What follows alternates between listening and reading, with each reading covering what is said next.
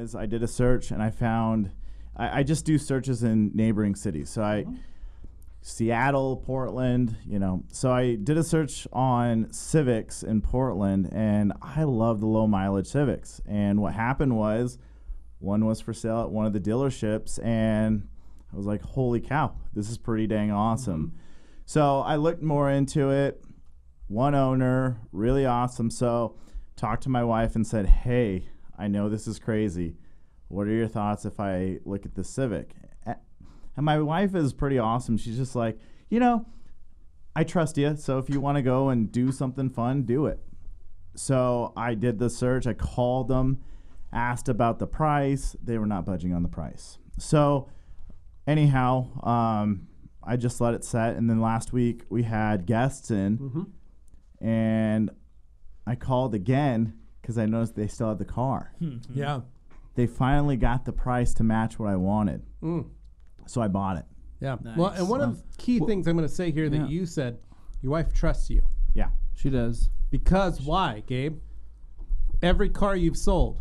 So, yeah. So every car you've sold, you've either broken even or made money.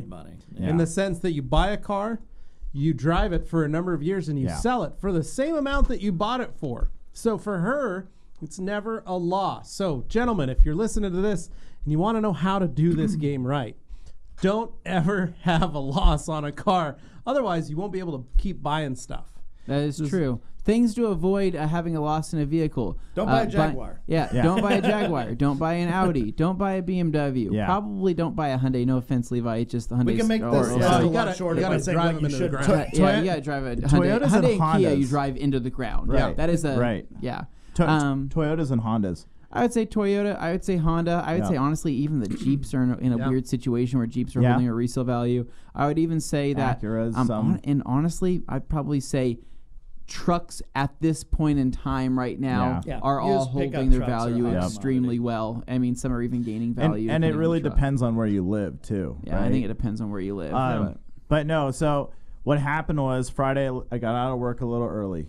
My dad and I drove to Portland. We got there. We drove through sleet, snow, rain, everything. We got there at about midnight. Okay. Woke up the next morning. Had breakfast with our friend Keith Duplessis from PNS. Nice. We went to Tom's Pancake House. Went to the dealership. Signed the papers. Picked up the car. Nice. Wow. The struggle was just getting it here. Because we had to go to Northwest Portland to get the trailer, and we were in Beaverton, Oregon. So we added a lot of time. Sure. And we got the car loaded, finally, trailer back down to Beaverton, got the car loaded, got home at about midnight again. On Saturday? On Saturday. So got home, unloaded the car yesterday.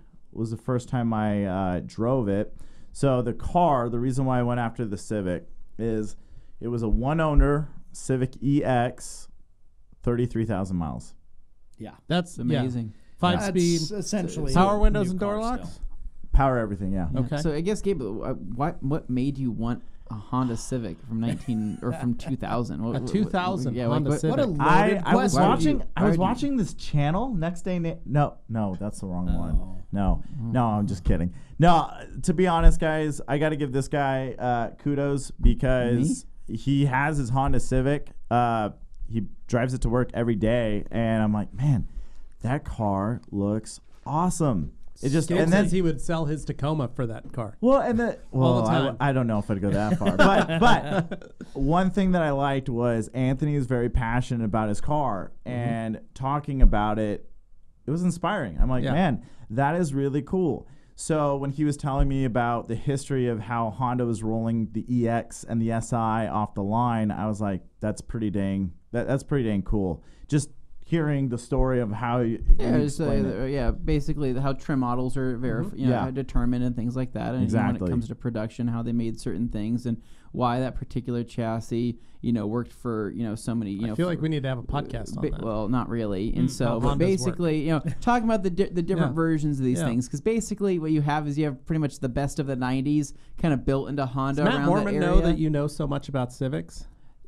Yeah, he does. I feel like this would be a great. But the thing is like I don't know everything about Hondas, but I know a lot about Civics of that particular generation. So I don't know everything. Yeah. But like I've just had these cars for so long that I just know about those particular things.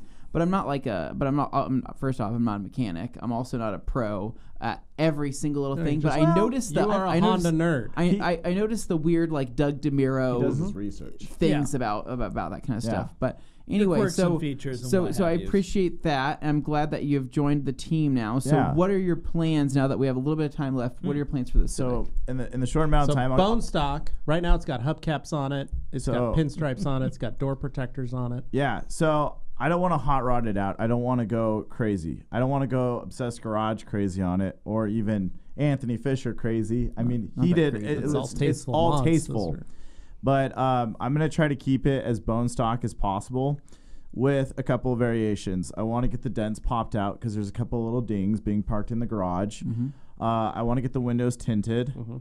I would really like to find a set of SI wheels in that generation to put them on. I like the Continental tires that we got for the Subaru, so I'm thinking either Continentals or possibly Pirellis on those rims. You also consider maybe Nitto tires. Or Nitto tires. Or Nitto tires. Yeah, stay true to the... And then I did my first buy as far as parts. I bought a deck, a trunk with an SI spoiler already attached, so that way we can do a whole swap on it. And spoiler alert, it's the same color as the car. Perfect. So just stay tuned. It's kind of something fun for our team, which is also another reason why I bought it. Yeah.